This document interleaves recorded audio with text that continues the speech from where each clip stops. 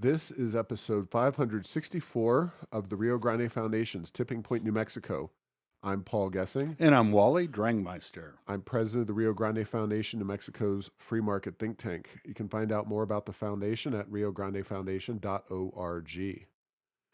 Wally, for mid-December, it is a astonishingly busy time of year right now. And the first is, it's a little bit complicated, but folks who followed the EV mandate hearings at the Environmental Improvement Board may be aware that there is a Albuquerque Bernalillo County Air Quality Board as well that participated in that. They were under some oversight from City Council, especially Dan Lewis.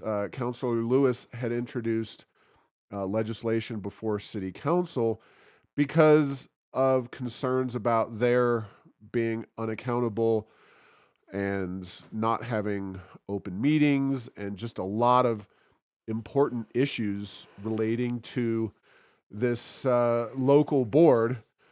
The board, just to give folks an idea of how far off these folks are, the governor's own Environmental Improvement Board, a 7-member board, passed the EV regulation on a 3-2 vote with 2 of the members not voting.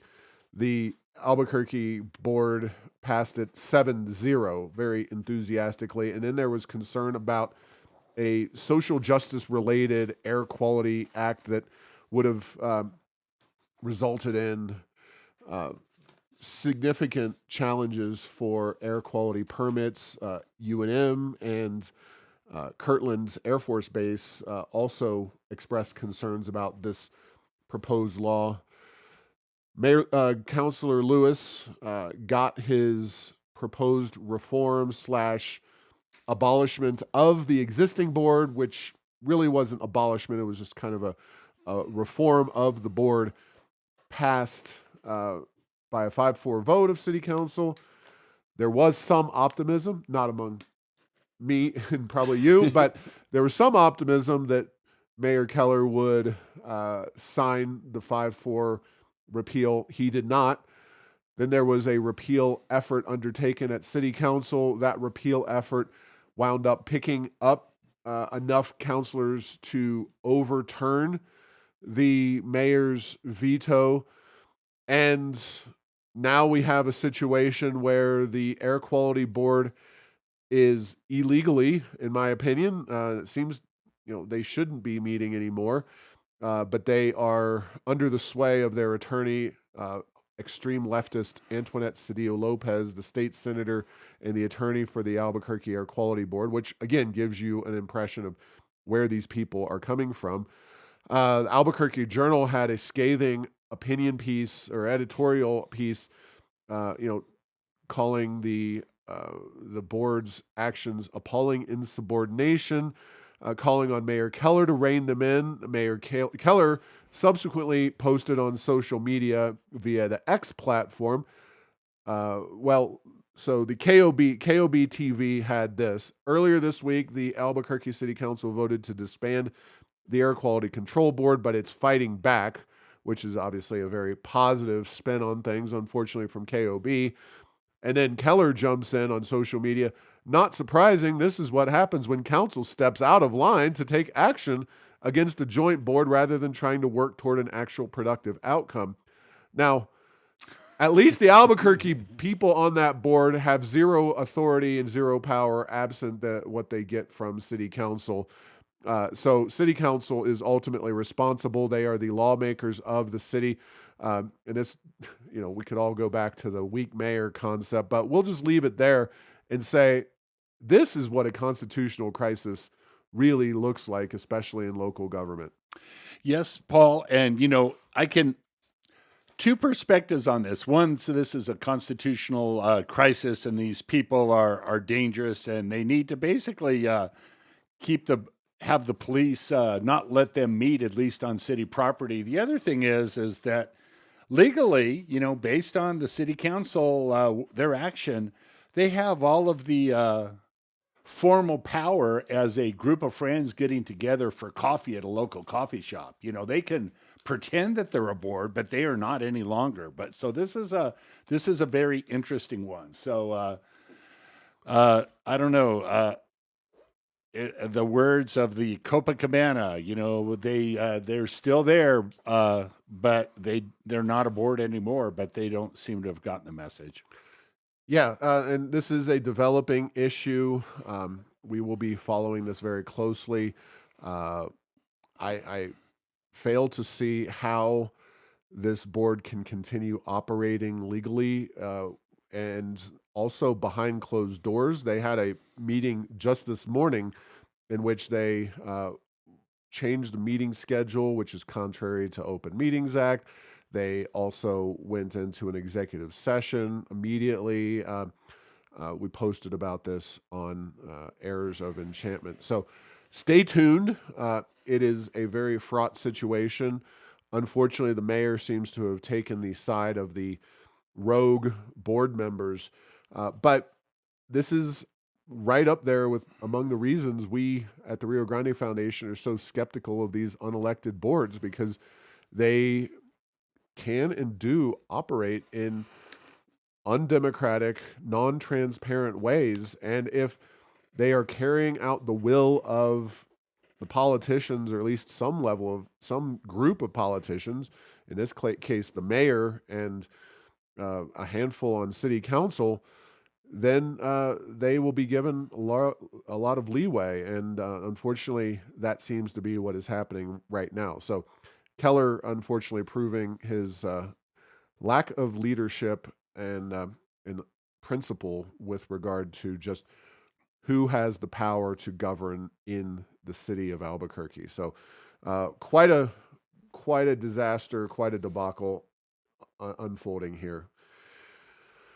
Now, as if that's not enough, suddenly on our plates this week, we have the new proposal for a national monument being pushed by Gabe Vasquez, congressman from Congressional District 2, and let's see, State Senator Carrie Hamblin.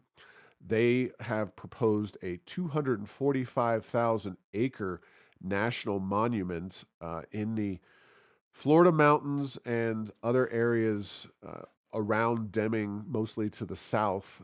It's hard to exactly say. Even the map posted on the website that's supposed to justify this, protectmembriespeaks.org, MIMBRES peaks.org, protectmembriespeaks.org is that website. Now, this was immediately released upon the press conference that was to announce this action. Now, this is not a done deal by any stretch of the imagination. This is the initial kind of foray for the advocates to push this issue. However, the very, very problematic issue is that due to what I would call a significant flaw in New Mexico, in the national antiquities law that dates back to 1906, and maybe not a flaw, just it's been taken advantage of, the Biden administration, Joe Biden himself, can basically declare these lands as a monument, which is essentially off limits to any economic activity. So that's 245,000 acres on top of the Oregon Mountains National Monument that was declared under President Obama. This effort is being supported by a who's who of left-wing groups, New Mexico Cafe, New Mexico Wildlife Federation, Friends of the Oregon Mountain Desert Peaks, Friends of the Floridas, Outdoor New Mexico, the Las Cruces Green Chamber, New Mexico Wild, and something called the Samia Project, which I don't know what that does. But these people they're organized. They are well funded. The website is very nice. It's a well done website, and these people are going to make a push that by the time Biden, Biden leaves office, that they want to make this a monument. And just because he, say, loses the election, maybe, in November doesn't mean that he can't still do this. This is putting these monuments, on the books is often one of the final executive actions of presidents, and it's something that I would be very watchful of. And folks in southern New Mexico who are concerned about this new proposal need to be very, concerned and careful about it.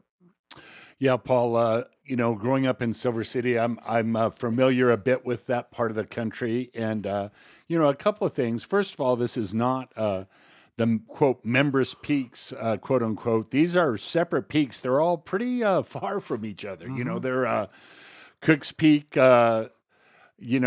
The Florida Mountains and Tres Hermanas, those are all very easy to see. The Good Site Mountains, not quite so much.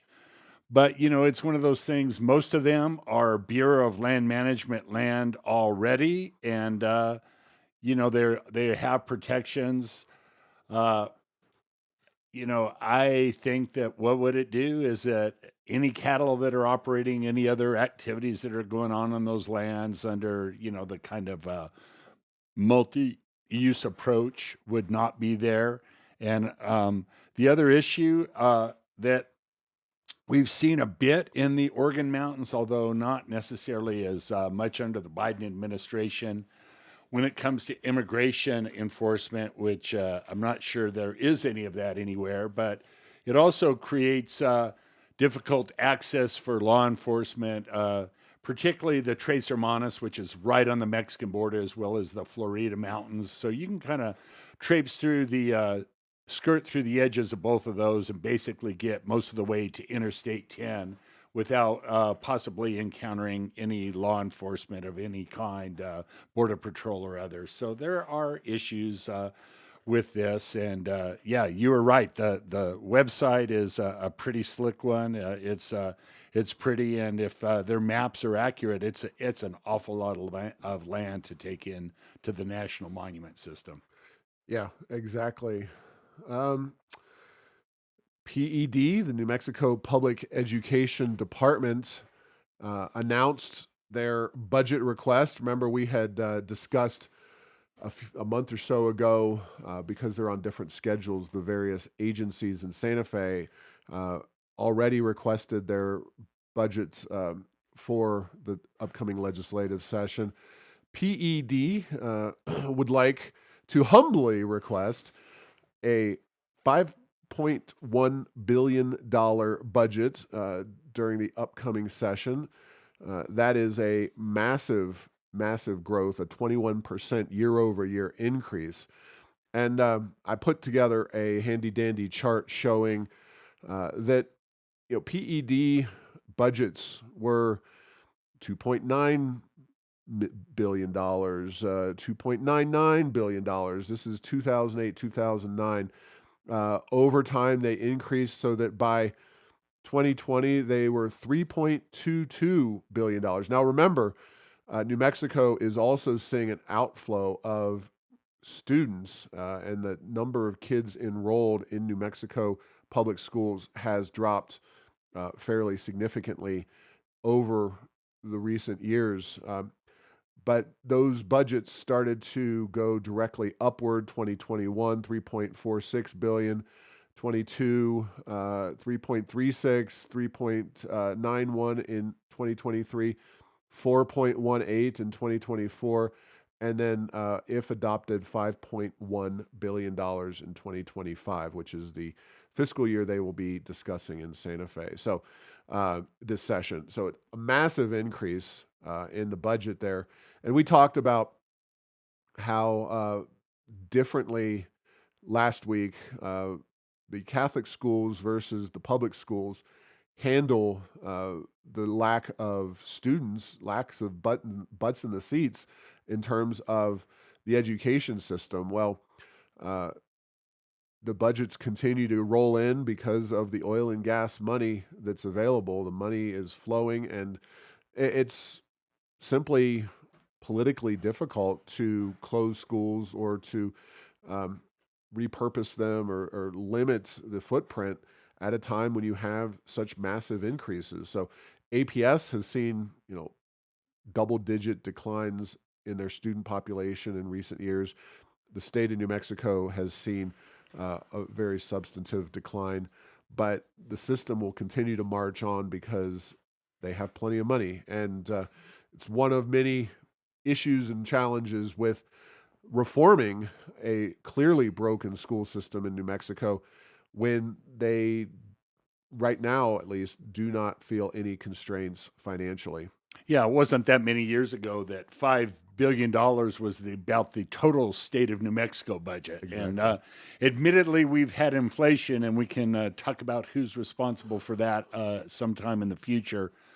But yeah, huge amount of money, a shrinking system, and then the thing that you always got to come back to is an underperforming public school system. The quality of education that's being received, educational attainment, and as a result, the opportunities that New Mexico school children who attend public schools will have is across the board substandard. There's certainly exceptions. There's some schools that do quite well, but not to put too fine a point on it, but the Albuquerque Public Schools, the largest district in the state, is struggling mightily with their test scores and the quality of education that the students are receiving. And so money is, to this point in the process, not been a huge part of the solution for that. But as you alluded to, that doesn't mean we're not going to keep pumping money into it.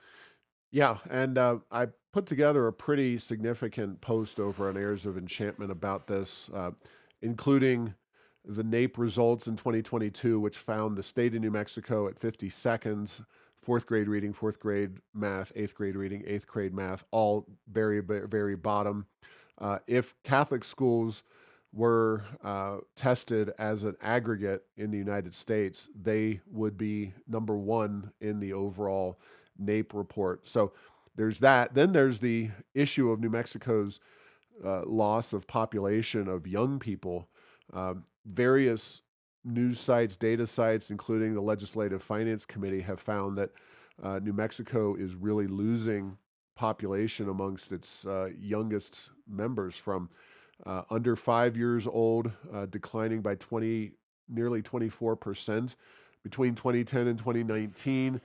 And who knows how bad that has gotten since the pandemic, because I know personally of numerous stories of families that left the state uh, during the pandemic, not to mention people who left the system during the pandemic, which is two different things. 2010 to 2019, 5 to 17-year-olds. Actually, those are numbers. So 23,746 was the number of under 5-year-old. 5 to 17 was 18,839.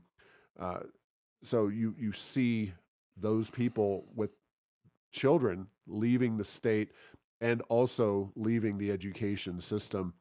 And of course, nationwide, we're also dealing with a pretty robust drop in the number of people having children, which I think, quite frankly, there's a lot of discussion being had about this, but I will come down firmly on the side of those who believe that a declining population is undermining our economic strength, our military strength, and it is a bad sign both for the state of New Mexico, which is everything but more so when it comes to population drops and birth rates, and it's a real issue for the country as a whole, I think, moving forward. Yeah, no question. And demographics is hugely important. And as you alluded to, uh, based on based on a lot of the reading I've been doing and study, there are countries way worse off than the United States. The United States isn't too terrible. It's not perfect, but it's not terrible. But as you point out, New Mexico's demographics are particularly bad. So that combined with our low workforce participation rate means there's a lot more people that are a lot older, not work, and a lot fewer people working. And it's one of those things, just like the pending problems with Social Security and Medicare.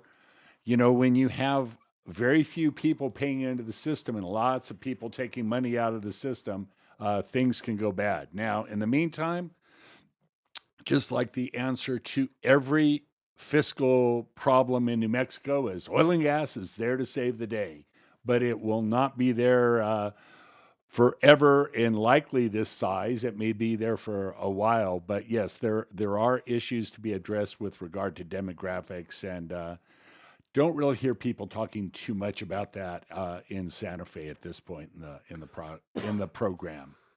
No, it definitely is a critical issue because if we are increasingly seeing the aging of New Mexico, and just so people get an idea, the same chart shows that the 65 years and older population during the 2010 to 2019 timeframe went up over 103,000 people. So that's compared to declines in the under 5 and under 15, not to mention 18 to 24-year-olds.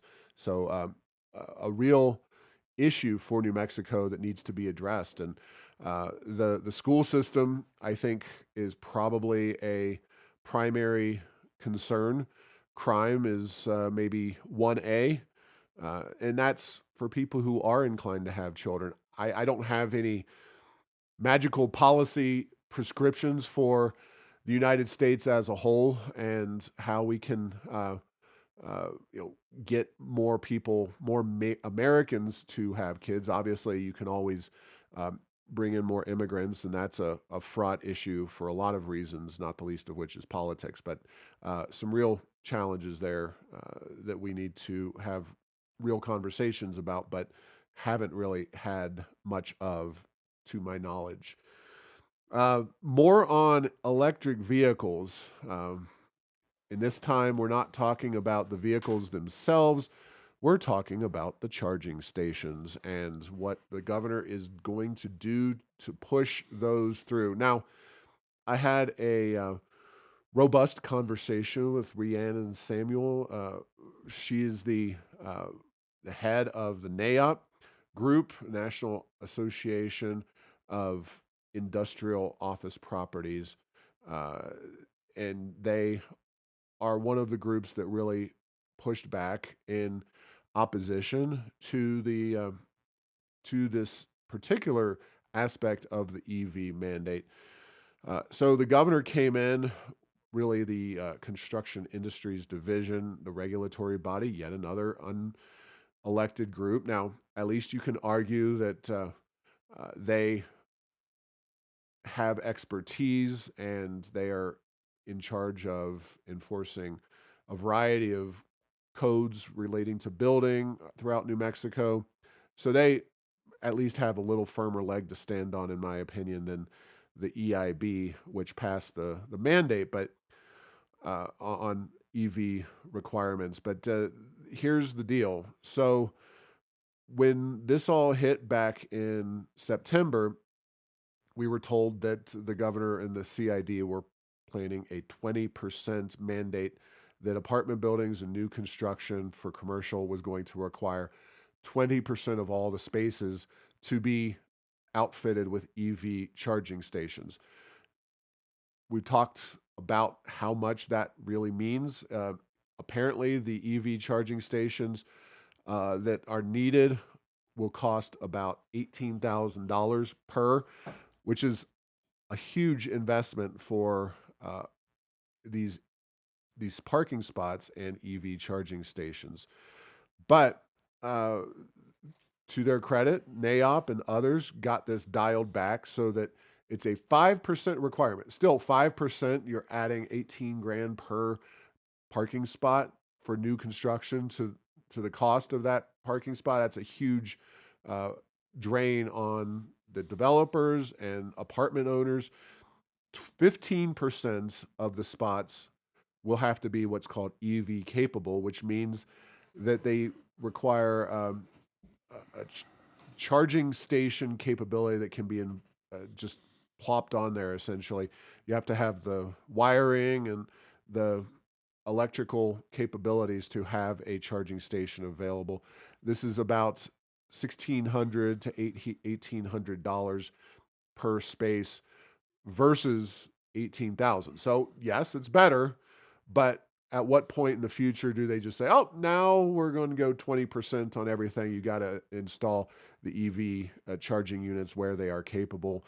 Uh, Regulations are currently being discussed, and we'll have a public meeting on Wednesday, January the 3rd, at the Regulation and Licensing Department at San Mateo 5500 San Antonio Drive Northeast in Albuquerque in the Sandia Conference Room starting at 9 a.m. All information is available at heirsoфenchantment.com. But we are also resurrecting our Keep Your Cars in M email campaign, redirecting it to the Construction Industries Division so that you can send comments to the Environmental Improvement Board, or not the Construction Industries Division. It's so messed up in my head, but the CID, which is now working on these latest regulations, because we believe these are bad for New Mexico, bad for New Mexicans.